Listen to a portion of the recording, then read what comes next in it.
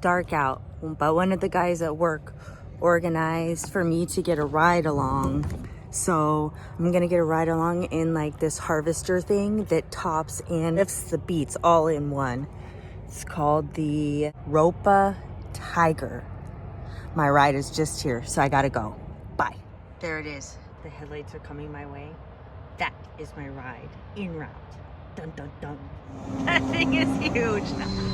This is so cool.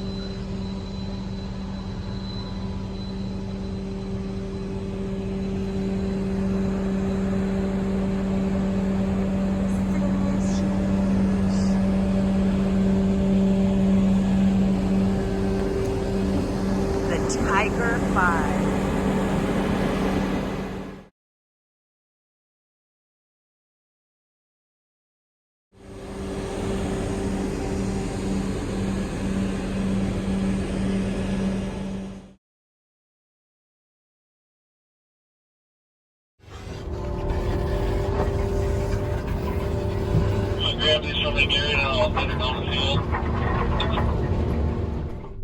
So if you watch, this is in slow motion, and it's picking up the beets, topping them and picking them up.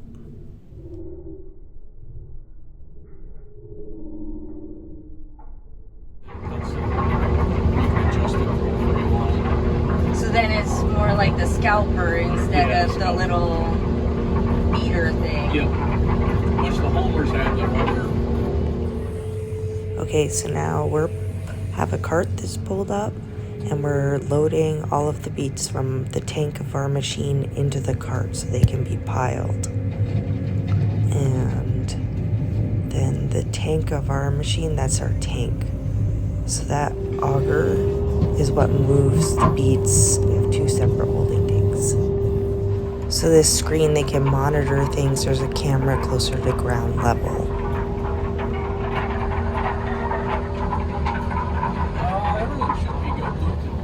This machine can harvest 8 rows of beets at once. So right now it's topping and lifting 8 rows. All right, thanks. Bye. Should be coming. We can unload. Oh, is that what the thing is telling you? Each tank load is just under a semi-truck worth. This camera shows us loading the cart. There's cameras everywhere. These harvesters are in the category of self-propelled harvesters. This farmer has 2 of them, so that's the other one. Here's a look into the holding tanks of the Tiger. And just like that, it was my bedtime and I had to say goodbye. Thanks for the ride.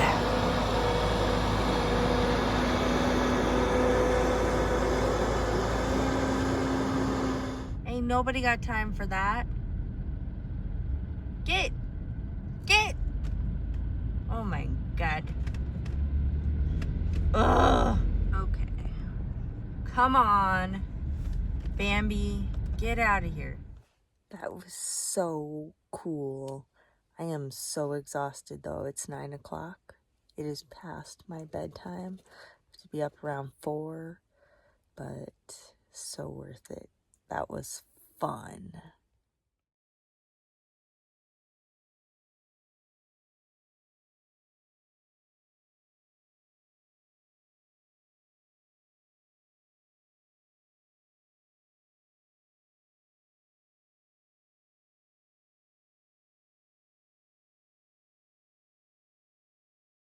Fortunately, I don't see the mouse out here working. I really wanted to see it. That's crazy. You got that whole field done. That's the field we were working on last night. So now the road that I'm on later tonight, the trucks will all queue up on the road and the mouse will come down that pile of beets and be able to load the trucks while they're on the road across that ditch. Everyone calls these beets mouse beets, and I'd just be so confused not realizing that was the model of the machine that's used to load these beets into the trucks. So here's during the daylight, there's the Tiger, the Ropa Tiger, which is the machine I was driving in. And then that's the tractor and a cart. So that's what we were unloading to. But otherwise, that giant thing, hopefully you can see it, is the topper and the lifter. Cool. So cool. So cool.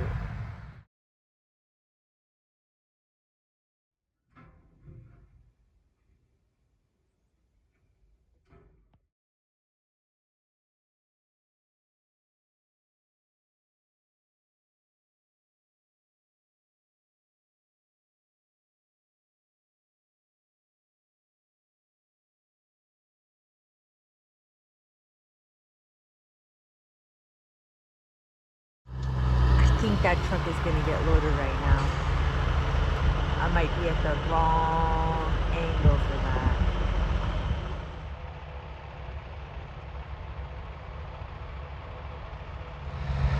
So all the trucks are moving. I think that they're all going to get queued up here on the road. And then the mouse will go ahead and load them all one by one. There's the mouse. So the mouse is over there, that arm loading them. And over here, you have the Homer harvester that is dropping off its beet. So that's the Homer version of the mouse. It's hard to see, but that's the pile of beets. It sucks them in and then takes them out its boom to the back of the truck. Unloading that truck.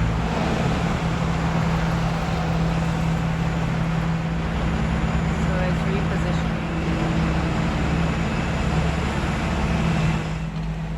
So after he's repositioned, he gets on the radio and tells that next truck to come on forward. Slide under the boom. Stop right there, buddy. So now that machine is sucking the beets in from that pile and taking out the end of the boom into the truck.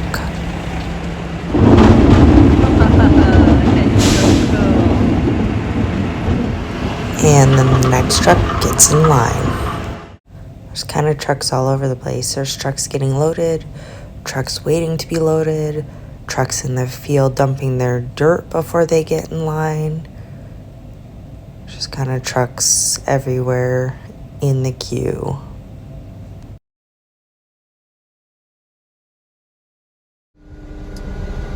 I don't think we'll have any trucks very early this morning. You see that? Frost.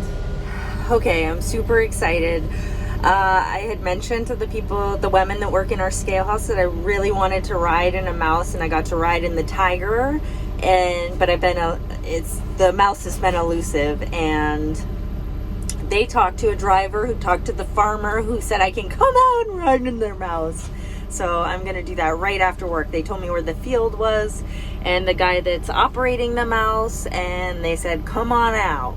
So the funniest part yet was I was telling the driver, oh yeah, and last night I snuck out to the road and pulled over, and I was trying to get pictures, but I wasn't brave enough to talk to anyone because I'd have to walk across the street and down the road, and I was too scared with traffic and whatever else. And so I said I just kind of stood over in a different field and was trying to take videos, and I didn't get much. And he was like, are you the girl in the white van? And I was like, yes, that's me. And he's like, oh, we saw you over there. So they totally all saw me over there and probably were wondering what I was doing, but now they know.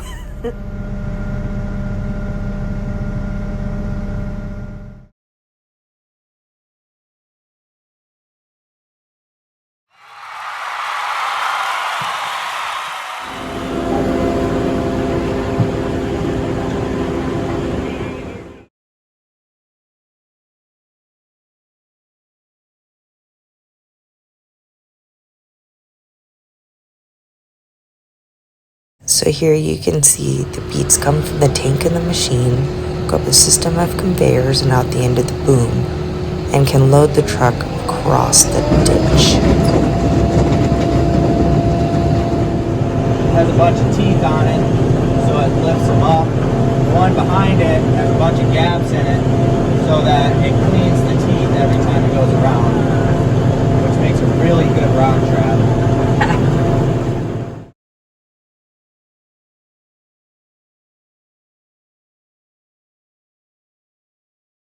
Up the last little bits of it so you don't have to get out and just throw them in.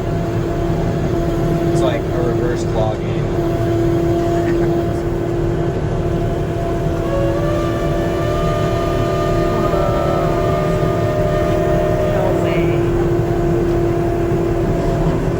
Some of the older models you gotta get out and pitch every single one of those because the rollers won't pick them up without any weight. Oh, that would be awful.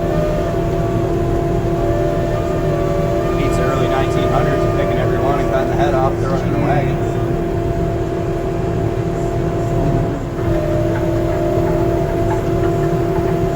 Wow, it does a pretty good job. Until you get down into the singles, yeah. Like you see how those ones are below the medium of the roller? You'll never get those. There you have it. That's it for this field. So now this machine is able to completely fold up to make it roadworthy to travel to the next field.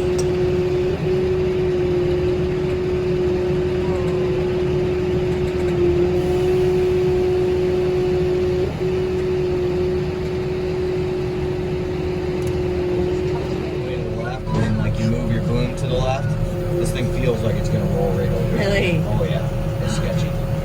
So he was mentioning actually how unstable this machine is when you move the boom, because as you saw, the boom goes way across to the other side of a ditch.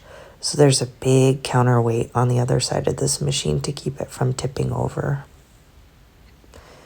Here it is, we're folding up more parts of the machine.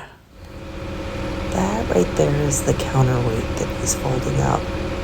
And I can't remember if it's the Homer, the Ropa, or both, but that's also auxiliary fuel tank.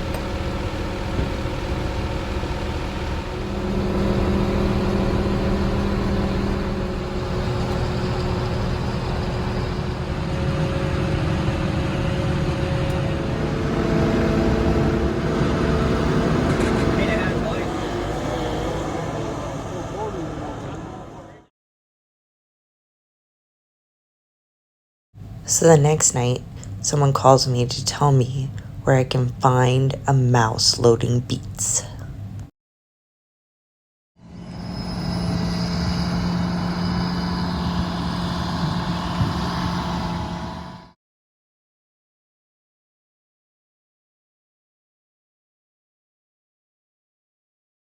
Here the cart is piling beets for the mouse to pick them up. The pile can be up to 33 feet wide and the mouse can still load them into trucks. Here we go again. Creepy girl in a white van standing in a field taking videos. So there's the mouse at work, scooping all those beets from that big pile to load up. That truck's done loading, so he takes off to the factory or the piling site.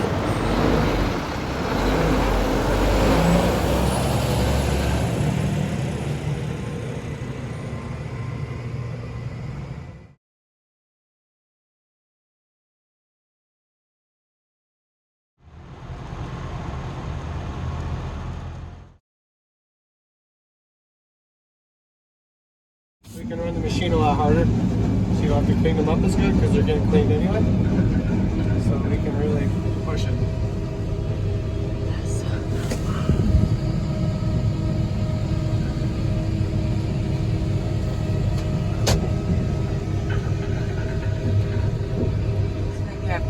That's your camera to see what's loading This is in the what's top. going on underneath of me.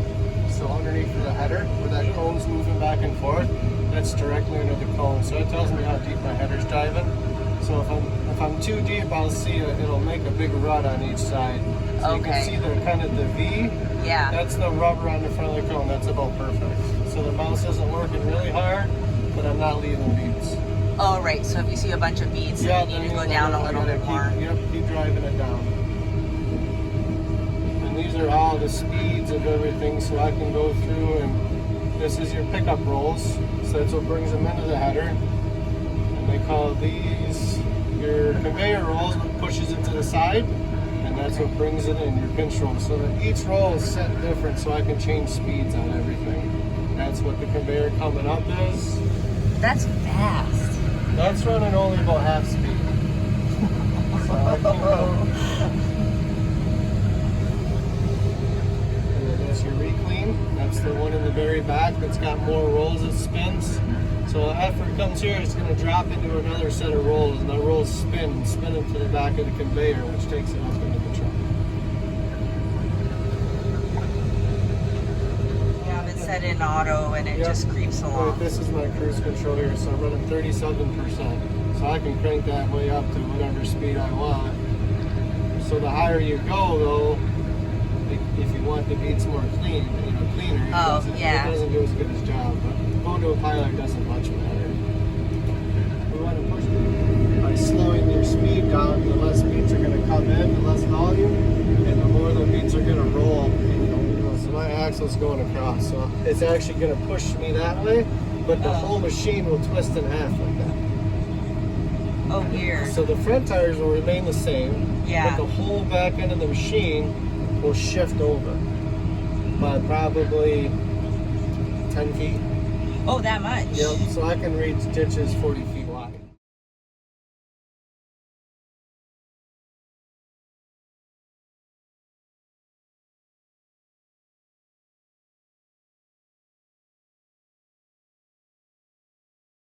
So I can reach ditches 40 feet wide.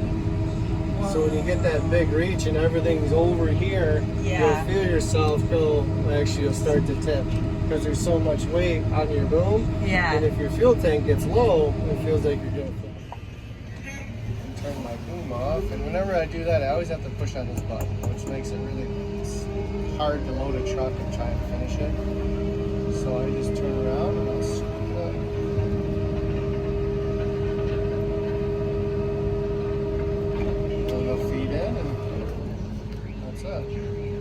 Did that take a while to get you good at using that thing? Yeah, because everything goes like up, multiple. down, and then you have your joystick that turns your rate. So here's the nose of the mouse scooting through the pile of beets.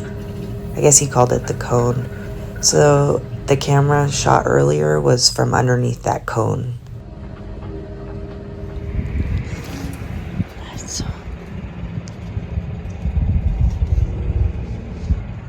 These spin really fast. So it actually spins it much like your hoppers on your, takes it all the way to there and dumps them in, and then away they go.